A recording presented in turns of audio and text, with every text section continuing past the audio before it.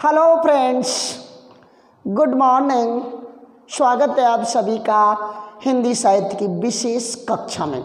मैं मनोज खंडेलवाल आप सभी का हार्दिक वंदन करता हूं, अभिनंदन करता हूं। और एक बात आप सब लोगों से कहना चाहता हूं कि हमारी वीडियो में यदि आपको कुछ भी अच्छा लगे तो प्लीज़ चैनल को लाइक एंड सब्सक्राइब ज़रूर से ज़रूर करें। हाँ, हम चल रहे थे काव्य दोषों पर और आपसे कह के गए थे, जो इससे पहले जो हमने वीडियो अपलोड की थी, कि आने वाली जो वीडियो उसमें हम ये दोष एक समाप्त कर देंगे। और अब हमारा लास्ट रह गया था और वो लास्ट था हमारा वाक्य दोष।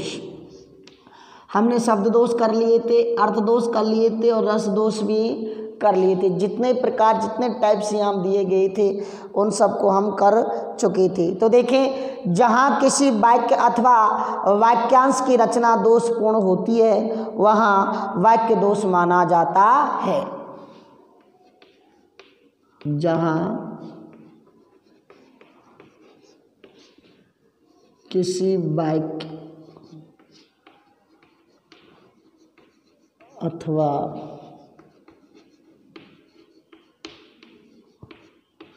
वाक्यांश की रचना, जहाँ किसी वाक्य अथवा वाक्यांश की रचना दोषपूर्ण होती है वहाँ वाक्य दोष माना जाता है।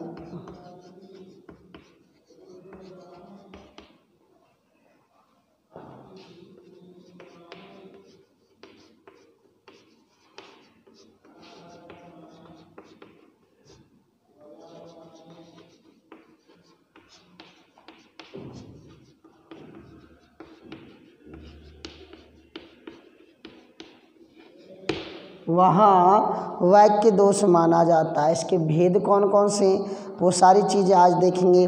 देखो, इस किताब में हमारे जो सिलेबस है ना 12वीं का, उसमें 4 या 5 दिए गए। न्यून पदत्व दोष, अधिक पदत्व दोष, अक्रमत्व दोष और पुनरुक्ति दोष।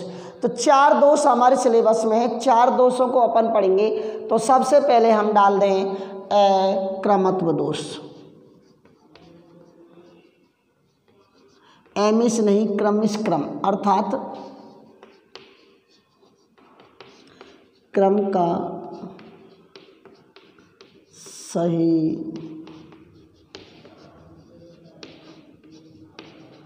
निर्धारण न होना। क्रम का सही निर्धारण न होना, क्रम का सही निर्धारण ना होना। जो क्रम पहले आना चाहिए था, जैसे गिनती अपन कर रहे हैं, 1 के बाद 2, 2 के बाद 3 आता, 3 के बाद 4 आता। ये नहीं पहले 4 आया, 4 के बाद 2 और 2 के बाद 3। तो यहाँ क्रम का सही निर्धारण नहीं होता है, वहाँ अक्रमत्व दोष होता है। जब वाक्य में शब्दों का क्रम ठीक नहीं होता तो वहाँ अक्रमत्व दोष होता है। ये दोष विभक्ति चिन्हों में हो सकता है, अव्यय में हो सकता है, उपसर्ग आदि क्रम भंग होने से होता है। देखें, जब वाक्य में शब्दों का क्रम ठीक नहीं होता तो वहाँ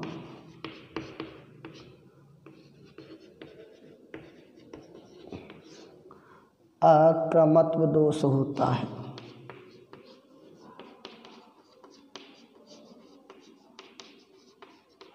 तो वहाँ अक्रमत्व दोष होता है। जब शब्दों में, जब वाक्य में शब्दों का क्रम सही नहीं होता तो वहाँ अक्रमत्व दोष होता है। कौन सा दोष होता है?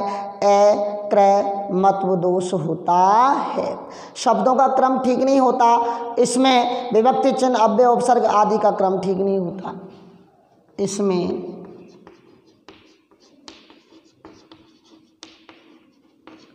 विभक्ति चिन्ह, उपसर्ग, अव्यय आदि का क्रम ठीक नहीं होता। तो जहाँ क्रम बदल जाता है दोस्तों, क्या बदल जाता है, जहाँ क्रम बदल जाता है वहाँ अक्रमत्व दोष होता है। देखिए उदाहरण, ऐसे देना प्रगट दिखला, ऐसे देना प्रगट दिखला, ऐसे देना प्रगट दिखला, नित्य आशंकिता हो।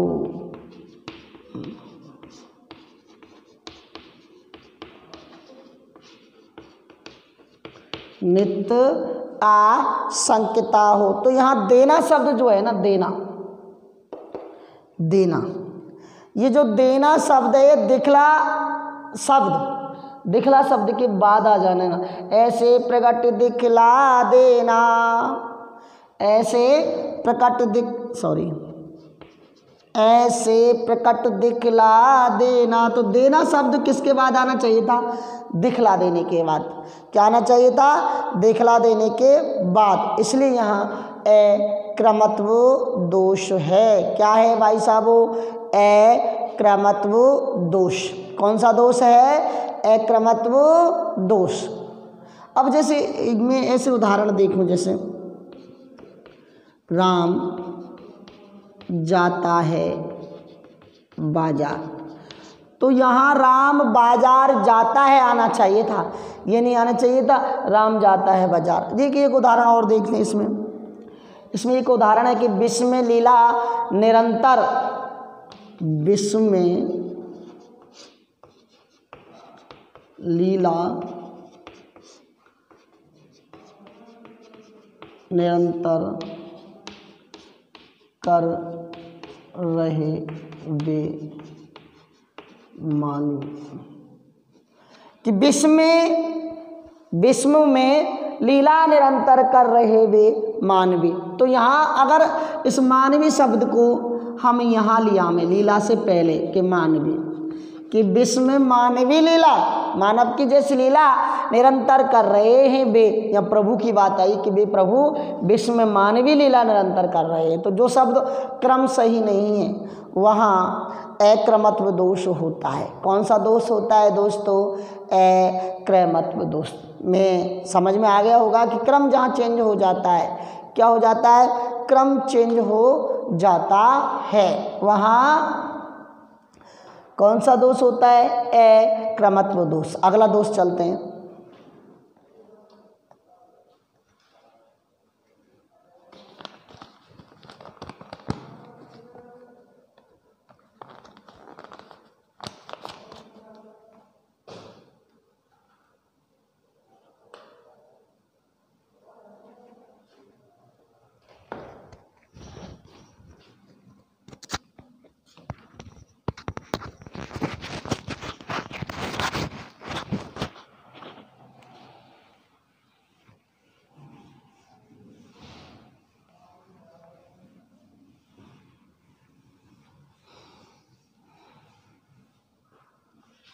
दूसरा है भाई साहब न्यून पदत्व दोष।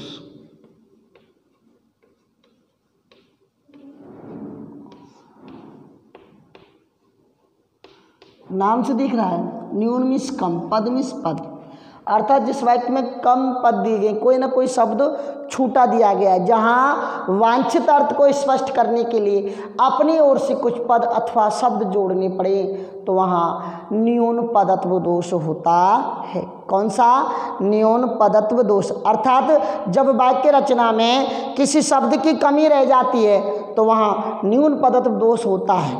क्या होता है, न्यून पदत्व दोष। देखें, जहाँ वाक्य रचना में किसी शब्द की कमी रह जाती है,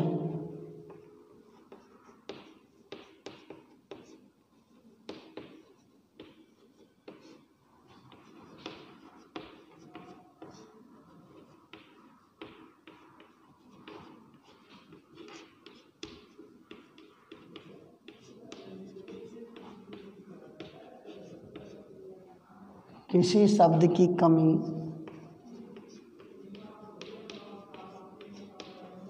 रह जाती है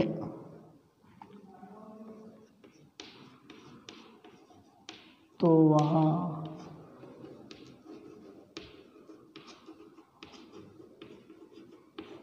न्यून पदत्व दोष होता है।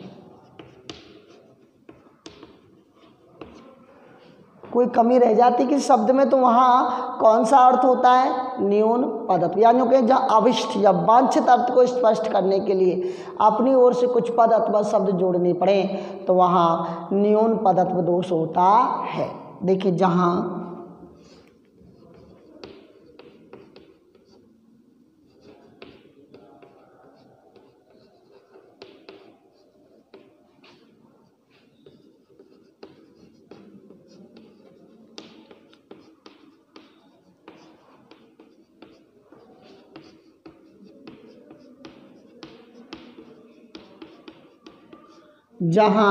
वांछित अर्थ को स्पष्ट करने के लिए अपनी ओर से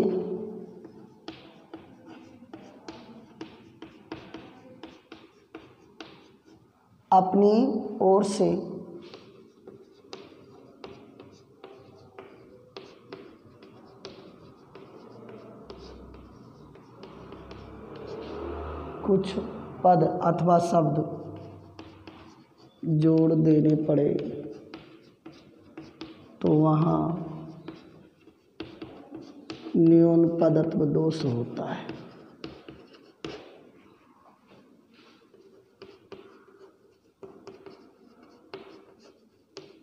कोई सही बात है, कोई शब्द छूट जाता है कि शब्द की कमी रह जाती है अर्थ निकालने के लिए, तब हमें कुछ शब्द जोड़ने पड़ जाते हैं तो वहाँ कौन सा दोष होता है भाई साहब? वो न्यून पदत्व दोष। उदाहरण देखते हैं इसका। उदाहरण देखो, कृपा दृष्टि हो जाए तो बन जाए सब काम। कृपा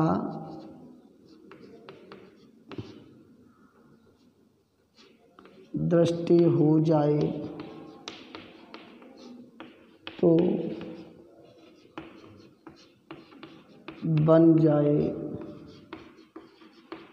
सब काम।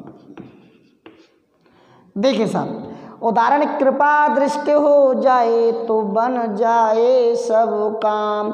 यदि मैं आपको यहाँ लगा दूँ आगे आपकी, तो ये मिस कर गया है सब, ये कमी रह गई है। अब इसको अर्थ निकालने के लिए हमें कौन सा शब्द जोड़ना पड़ा? आपकी।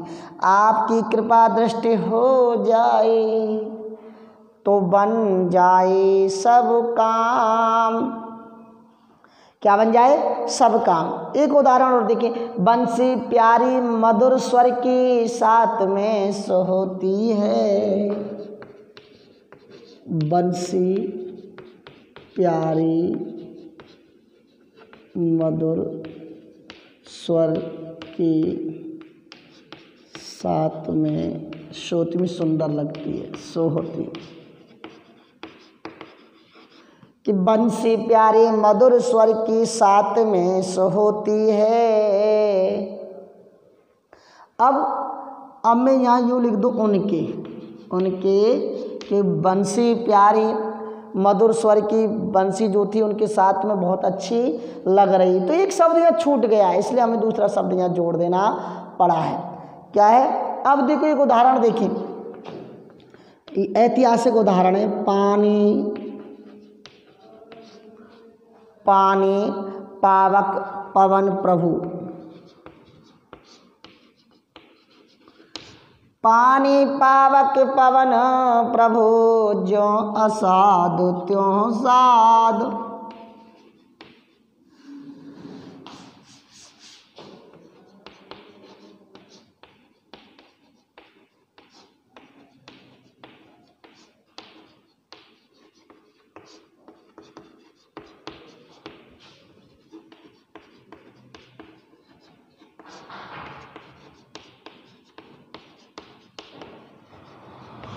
देखो सब, ये उदाहरण है। ज्यों असाधु त्यों साधु।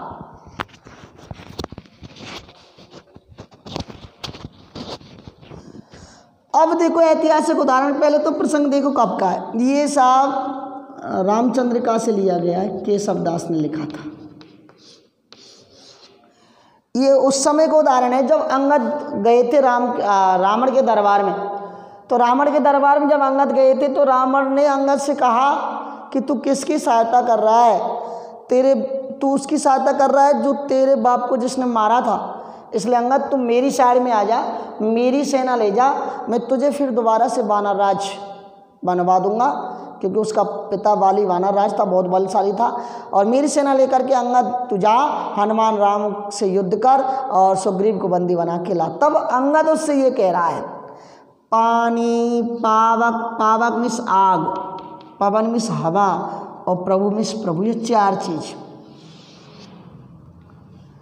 कि पानी, पावक, पवन, प्रभु। पानी, हवा, आग और प्रभु। जो असाद त्यों साध। तो यहाँ एक शब्द छूटा हुआ, देखो ये चार चीज जो हैं, जो असाधु त्यों साध, साधु और असाधु, जहाँ साधु और असाधु दोनों को अलग अलग व्यवहार नहीं करते, अर्थात ये जो है सबके साथ समान व्यवहार किया जाता है, इनके द्वारा सबके साथ समान व्यवहार किया जाता है। तो यहाँ समान व्यवहार वाला शब्द छोड़ दिया गया है कि ये सब चीज़ जो है असाधु तो साधु, साधु और असाधु के प्रति, सबके प्रति समान व्यवहार करते हैं, देख करके नहीं करते। साधु है तो साधु के लिए अलग करें, असाधु है तो असाधु के लिए अलग करें, नहीं, ये सबके लिए समान व्यवहार करते। तो यहाँ समान व्यवहार जो शब्द है वो छूटा हुआ है। क्या है? छूटा हुआ है, इसलिए यहाँ न्यून पदत्व दोष आया है। कौन सा दोष आया है? न्यून पदत्व दोष। अब देखते हैं हम सब अगला उदाहरण। अगला दोष है अधिक पदत्व दोष। हेडिंग डाले अधिक पदत्व दोष की। अधिक पदत्व दोष,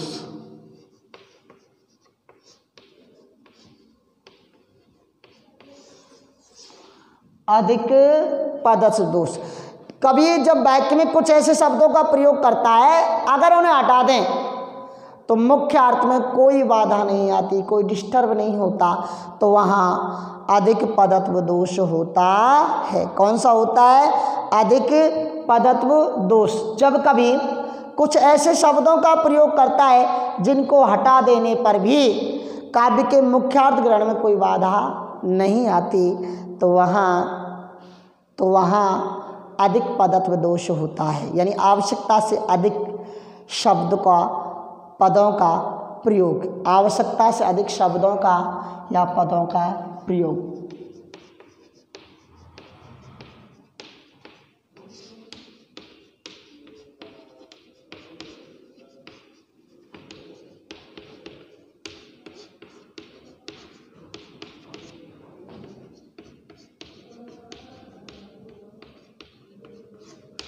आवश्यकता से अधिक शब्दों का प्रयोग, अर्थात जब कभी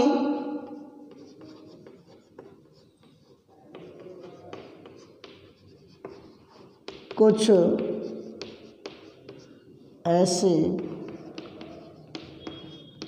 शब्दों का प्रयोग करता है कि जिन्हें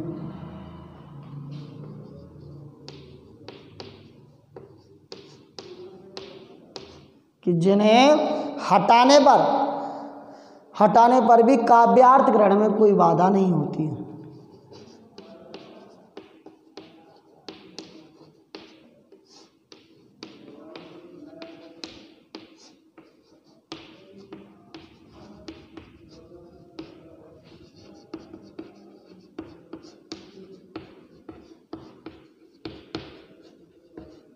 वहाँ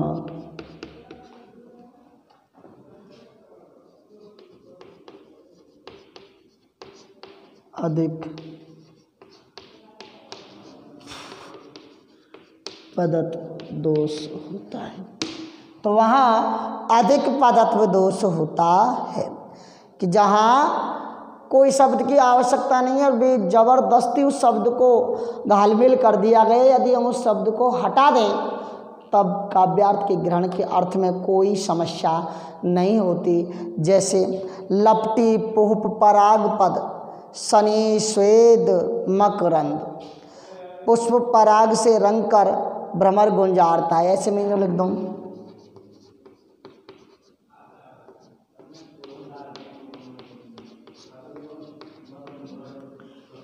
पुष्प पराग से रंग कर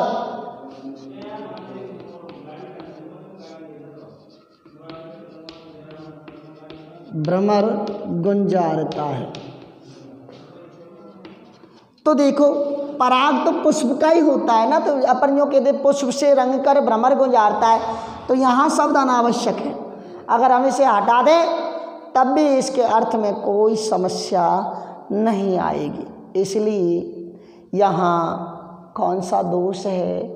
अधिक पदत्व दोष, जिसमें यूँ लिख दूँ हिमालय पर्वत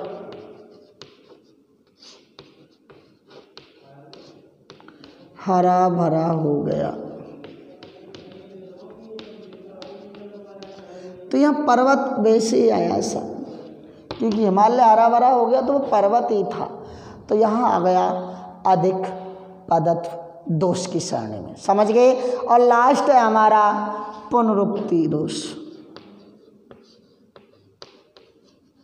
जिस तरह अलंकार में आया था पुनरुक्ति प्रकाश अलंकार की, एक शब्द एक ही जगह बार बार आ रहा है, अर्थ में कोई परिवर्तन नहीं है। सेम यही बात है इस दोष में है कि एक शब्द बार बार एक ही अर्थ वाले शब्दों का, एक ही अर्थ वाले शब्दों का पुनः अनावश्यक प्रयोग होता है, कोई आवश्यकता नहीं होती फिर भी प्रयोग होता है, वहाँ पुनरुक्ति दोष होता है। क्या होता है? वहाँ पुनरुक्त दोष होता है। रुक्ति कह लो रुक्त कह लो एक ही बात है। देखें जहाँ एक ही अर्थ वाले शब्दों का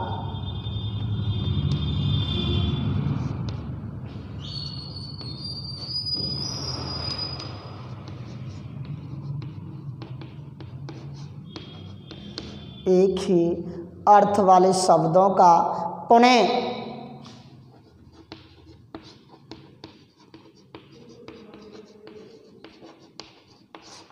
अनावश्यक प्रयोग होता है, वहाँ पुनरुक्त दोष होता है।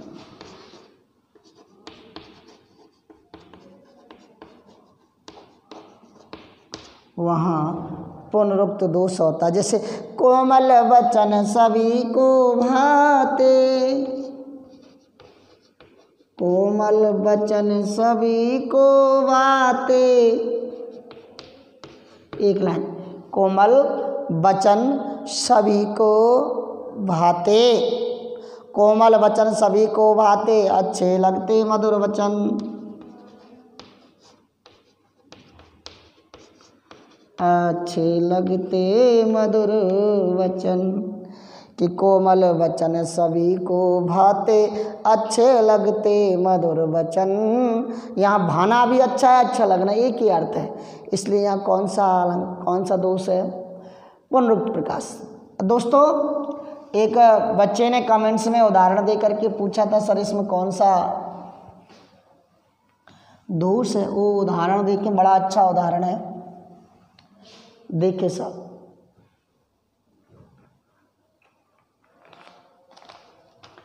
अजा सहेली तासुरिपु,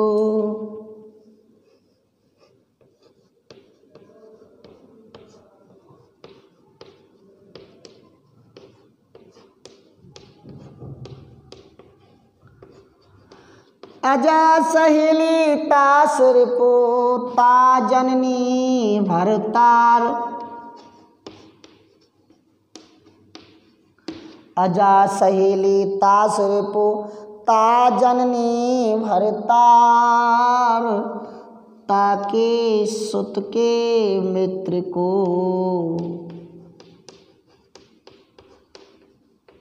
ताके सुत के मित्र को भजिए बारंबार, भजिए बारंबार। उदाहरण देख लो।